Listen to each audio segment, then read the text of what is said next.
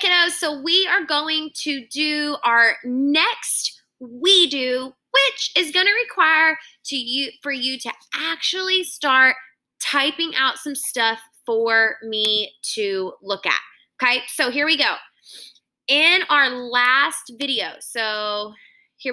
In our last video, I walked through how I make an inference about Cody, right? If you need to refresh yourself on that video, if maybe you struggled a little bit on the We Do or you find yourself struggling today, then please, please, please go back and watch the video where I talk about Cody and making my inferences about Cody, okay? So what you're going to do today for our We Do, so that we can meet this goal of using details in the text to make inferences, you're going to try 3 on your own today. Now, we call it a We Do because we can do it together. So what I'm going to ask you to do after I show you what you're going to do and give you your instructions, you're going to pause the video. You're going to go do those 3 things. If you need help from a parent, grandparent, aunt, uncle, sibling, whoever's at home with you, that's totally fine. But please work through them the best you can. Then you can come back, push play on the video, and I will talk you through the answers to the 3 of them. And you can kind of see, were you close? Were you off? Are you doing great? Do you understand? Are you struggling a little bit? And I really want you guys to think about Mojo.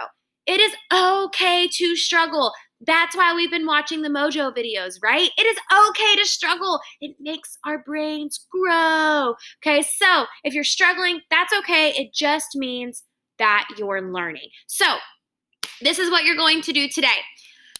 Using what we learned in my model, you're going to fill out 3 graphic organizers that look just like this. You are going to read the task card, and you're going to answer both questions. What did Katie clean up, and how do you know? So it's right here. It says card number 1. Look at this. Card number 1. Good readers read questions first, so I'm going to read these questions first. And look, kiddos, what did Katie clean up? I'm going to answer that right there. That's my inference, right? How do I know? I'm going to type that right there, okay? So that's what it needs to look like. You're going to do the same thing for card number 2 and for card number 3. If at any point in time you are stuck, if you need help, please, please, please shoot me a message, but try it the best you can, kiddos, because this is our We Do, right? And once you've paused this video, you're going to work through them. When you're done, you can push play, and I'm going to give you the answers. But don't skip this part, because guess what? You have a You Do to do today. And this is going to be where I really start looking for some grades. Okay, I really start thinking about, okay, we've been working on this for a couple days. At this point, we should really be, trying really hard. So don't skip this, okay? Try this on your own. Ask somebody at home for help if you need it, or go back and watch my model. But please, please, please try this on your own. Okay, kiddos, so if you are ready, you may push pause. You may go to the 3 slides. I think it's 11, 12, and 13. Try your best. When you're done, come back, push play, and I'm going to talk you through it. Okay, kiddos, so if you have pushed play, what that tells me is that you have tried all 3 of these on your own, and you are ready for us to go over them together. So we know good readers ask ourselves the questions first. Here are my questions, 1 and 2, okay? And I know that when I make an inference, I look at clues in the text, what I know, put them together to make an inference. So let's find some clues. What did Katie clean up? So I'm looking for what she cleaned up. So splat. Okay, Katie spilled something, right? Thought Katie as she stooped to clean up the mess. So it made a mess. Whatever she dropped made a mess. I hope we have another one. So she's got multiple of them. She looked in the fridge and pulled out the carton. 1 left, and breakfast wasn't ruined after all. So look at all the clues that I've highlighted in here, kiddos. So Katie, she's making breakfast. She dropped something. It makes a big mess. She is hoping that there's another one, and she pulls out a carton. So now it's time that I've looked for my text clues, okay, to think about what I know. What do I know about these clues? Well, what do I know about breakfast? What do we like to eat for breakfast? pancakes, eggs, bacon, cereal, okay? Typical breakfast foods, right? Well, what about breakfast comes in a carton? Well, I know milk can come in a carton, but what else can come in a carton? Eggs. Okay, so how do I decide between milk and eggs? Because they're both breakfast foods. Well, look at this. Splat. She has to clean up the mess and she hopes they have another one. She pulls out the carton and there is one left. What does that make the most sense for? Milk or eggs? Eggs, right? Eggs. Because in a carton, I have 12 eggs or 18 or 36, depending on how big of a carton your mom or dad or grandma or grandpa buys, right? There's lots of eggs in one carton, but like milk, there's not one of milk, right? There's just a bunch of milk in a carton. And so instead of saying having one left, if I dropped a carton of milk, I would say to myself, I hope I have another carton in the fridge, right? You see the difference in those two things? And think about when you drop milk. Does milk go splat? Not really, but what would go splat if you dropped it? Eggs. So what did Katie clean up? I think Katie cleaned up eggs. So in this box right here, what I would like to have seen you typed is, oh, wrong box. Sorry. There we go. In this box right here, what I would have liked to see you type, remember, we're working on restating that question. I think Katie cleaned up eggs. Okay? I think Katie cleaned up eggs. But I'm not done. I have another question. How do you know? Think about my model, kiddos. When I'm talking about how do I know, I'm talking about my text clues and my background knowledge. So check out what I said here. I think this because in the text it said, ooh, what do you think about the way I wrote that? How do you know? I know because in the text it said. And what do you notice about what I did today?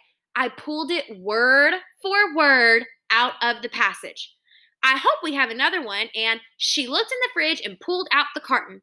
I know you have more than one egg, and they come in a carton, and they make a big mess when you drop them. So all I did, kiddos, was I talked about my text clues. Okay, we usually do those in blue. Ooh, excuse me. And here is my background knowledge. You see how I put those two things together to answer the question? So I would want an answer very similar to this typed into this box, right? That's where I would really like to have seen you typed your text clues out and then tell me about your background knowledge, okay? All right, let's look at the next one. This time, I'm going to do our text clues in orange, okay? Mixing it up. Good readers read the question first. What do you think the scout leader was feeling? Why do you think so? Okay, let's talk it through. The scout leader looked at the sky and muttered something under his breath. Then he looked at the map. Let's get moving. He called to the group of tired boys. The faster, the better. Okay, so I've got to underline my text clues, right? How was the scout leader feeling? That's the key word of this question, feeling. I've got to make an inference or a guess about how the scout leader was feeling. So let's find some clues to help us figure it out. Well, he's muttering something under his breath as he looks up at the sky. He has to look at his map, and he says, let's get moving. The faster, the better. Okay, now that I have my text clues, it's time to think about what I know. So a scout leader, that's the adult in charge, right? Which means he's probably got a group of boys, which it says right here, right? Tired boys. He's got a group of boys out in the woods somewhere. So one of two things can be happening. He's looking at the sky. He's muttering under his breath. He's saying, we got to go. The faster, the better. So he wants to get out of there, right? So how do you think he's maybe feeling? If he's looking at the sky, he's muttering under his breath, he's telling the boys, let's move it, we gotta go, the faster the better. How do you think he's probably feeling? Well, I know that when people are muttering under their breath, they're kind of, like telling us, we gotta go, let's go, let's go, let's go. They're kind of worried, they're kind of stressed.